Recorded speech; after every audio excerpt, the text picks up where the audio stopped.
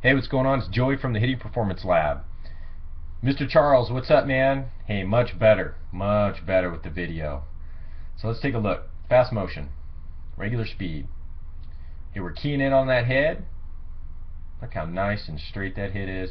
If anything, you almost faulted the opposite way. So that chin at the top, as you get up closer, or as you get closer getting to the top, your chin may be just a little bit close to your chest.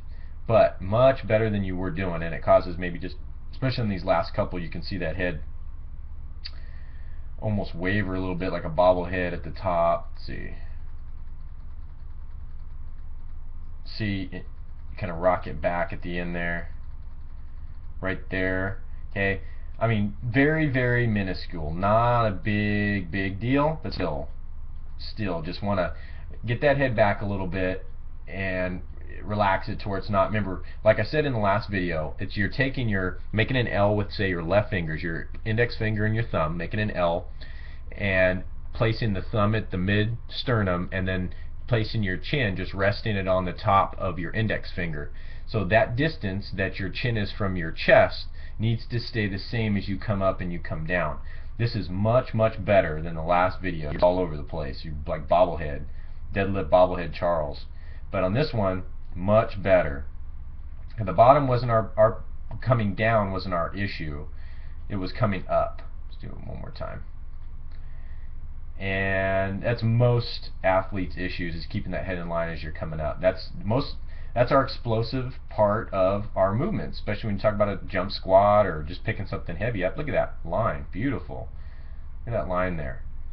And as you come up, everything looks good. Okay, we got line here. That chin tucks just a little bit from this line. See how that line's much straighter? Then as you start to come up, okay, into this line, that head's starting to tuck forward a little bit. And can you see that curve happening? So if our spine's here, you can see your head slowly coming off. You see that? And then at the top, you're squeezing your butt cheeks together nice and tight. But as you can see at the top, our head has come off. You see that? And it usually happens at the same spot. This was Anthony as well. Anthony, his last video looks great, by the way, 350 pounds, and his head is rock solid in line with that spine. But as you can see, as you start to get up, when those glutes have to bear most of this force of lifting, you start to bring your head forward a little bit. So you're overcompensating for what we were doing before, was leading with the back of the head. So you've definitely made an adjustment, which is really good. And it's very, like I said, very minuscule detail. It does affect when we start getting heavier, but as you can see, just clean that up a little bit. Like I said, the drill would just be when you do your deadlift patterning with the stick, what you can do instead of using the stick, because your spine's fine. You have a good spine alignment even when we started, but to just make the L with your fingers, your left fingers, your index finger and your thumb, place the thumb in the mid sternum, rest your chin on the top of your index finger, and keep that same distance as you go. Most of it's coming up when you come up. When you come down, you seem to be fine. But as you can see, that chin kind of rocks to the chest a little bit, and we start to close distance. So what you would see is if you had your L fingers where they're supposed to be, what we talked about, and your chin started coming to your chest, you'd start to crush the finger. So we want to make sure that you keep nice and rigid with those fingers at L position when you do your patterning. Keep the fingers nice and strong, and don't let your chin come down. And just get that feeling, get your brain feeling what that feels like to go down and up, and push those hips back and feel the hamstrings and glutes tighten up like a bowstring. Alright, but that looks good from the front. Still not too bad. And we're seeing the top of your head at the bottom. I shouldn't see any of your face right here. There, and as you come up, I start to see little bits of your face until you get to the top. Alright? So just make sure that you're keeping that torque with your feet. So you're screwing your feet into the ground. Right foot's going clockwise, left foot's going counterclockwise, and we keep that torque happening up and down. So we should see those knees should be going out like you're doing. Good. And then at the top, you're squeezing your butt cheeks nice and tight.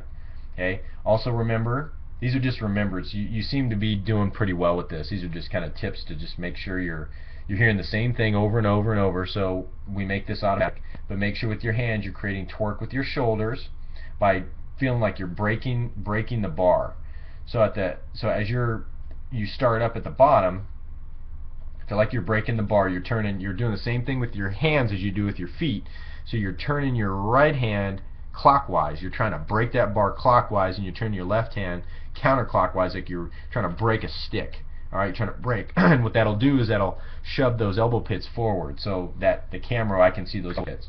When we start getting with an Olympic bar, you're going to do an off grip. So one hand is actually going to be open, and the other hand's going to be, one hand's going to be underhand, the other hand's going to be overhand. So the overhand grip is going to be crucial, that you're trying to break the bar with that overhand grip to turn the elbow pit forward, so that we can create tension, or we can create stability in that shoulder joint. But it looks good, man. Much, much better. Just clean up from your side view, clean up that chin a little too far forward. Just kind of relax, like I said. Do the drill. Do your deadlift patterning drill with your nice strong L fingers with your left, the index finger and the thumb, and you almost got it, brother. Keep working. We'll do your new workout here in the next week or so, and start to increase your weight and decrease your reps. And probably with this form looking pretty good, we might be able to in a month get you on the barbell. So tell Dad to break open his bank. So we'll be moving and grooving. All right, Charles, keep up the good work, brother. I'm proud of you.